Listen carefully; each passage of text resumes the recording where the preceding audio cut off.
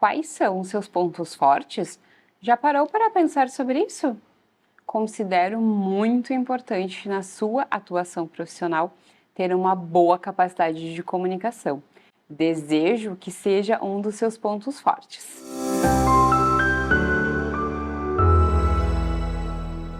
Sou Maíra, consultora em gestão de pessoas, sócia da Virtude, curiosa pela vida e pela comunicação. O assunto comunicação é algo que atrai e desperta a minha curiosidade, pois é fundamental para tantas coisas e sofre influências de muitos fatores.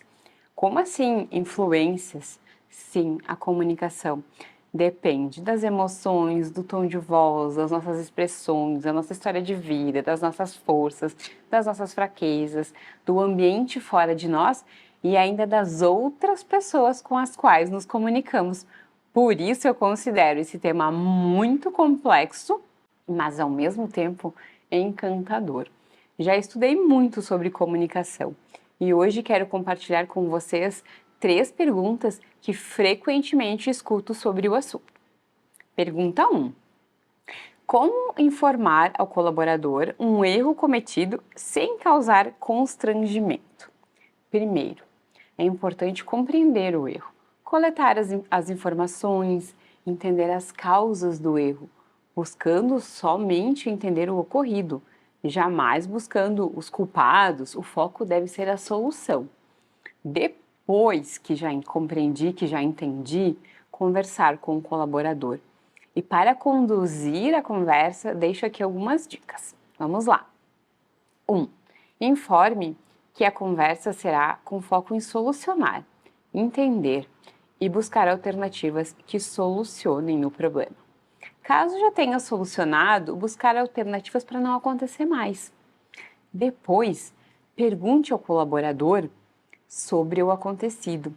Escute atentamente, faça perguntas assertivas para facilitar a compreensão. Depois disso, compreenda o motivo do erro. Caso você perceba que foi falta de informação, esclareça, explique, ensine novamente a forma correta de fazer. Se você escutou, entendeu e então percebeu que o erro foi cometido foi por falta de atenção ou outro motivo relacionado ao colaborador, diga a ele que erros acontecem e que você está ali para ajudar e solucionar e assim evitar outros erros. E depois, fale da sua perspectiva, explique como evitar o erro, faça perguntas, estabeleça um diálogo sobre a situação, sobre o ocorrido.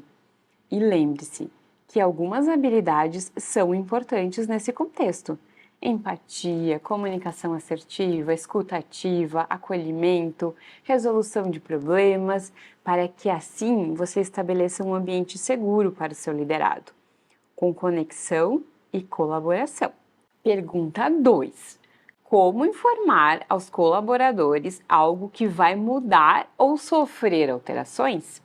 O tema mudança é algo que está muito falado em todas as organizações. E nós, como profissionais atualizados, devemos estar atentos, e não só nas organizações, no mundo de forma geral. As mudanças estão aí, precisamos nos adaptar. A única certeza que temos é que as coisas vão mudar. Este é um tema que, na minha percepção, deve ser trabalhado nas empresas de forma constante, as mudanças e como podemos nos adaptar. Quando falamos em informar uma mudança para alguém, seja colaboradores ou clientes, é importante deixar claro o que está mudando e os motivos das alterações. A forma como vamos comunicar é deixar claro a mudança e vai depender do que é. Por exemplo, se eu vou alterar o horário de trabalho de um único colaborador, eu preciso informar a ele com antecedência e também preciso compreender se está dentro do que ele pode se adaptar. Nesse caso, eu chamo a pessoa, informo-a sobre a alteração, pergunto se é possível, escuto a versão e dou um tempo para que aconteça a alteração. Assim, a pessoa terá um tempo para se adaptar. Caso seja algo que irá impactar a todos os colaboradores da empresa, eu vou precisar elaborar um plano de ação com etapas, buscando assim reforçar a informação, com o objetivo de ficar claro para todos. Aqui também precisamos considerar alguns pontos importantes. É preciso fazer uma comunicação assertiva, incluindo adequação da linguagem, ou seja, se eu fizer um informativo e distribuir pela empresa, eu uso de uma forma de comunicação. Se eu fizer uma reunião, vou utilizar outro formato de comunicação, certo? Pergunta 3. Como lidar com o mau humor das pessoas no ambiente de trabalho e falar que isso atrapalha no clima?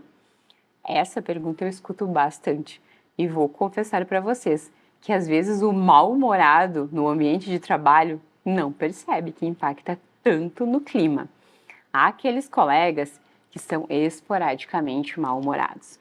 Nesse caso, eu simplesmente teria empatia, deixaria o dia passar, porque todos nós temos problemas, todos temos dias ruins, todos podemos ter dificuldade em lidar com algumas situações. No máximo, ofereceria o meu apoio no dia que o colega não está bem.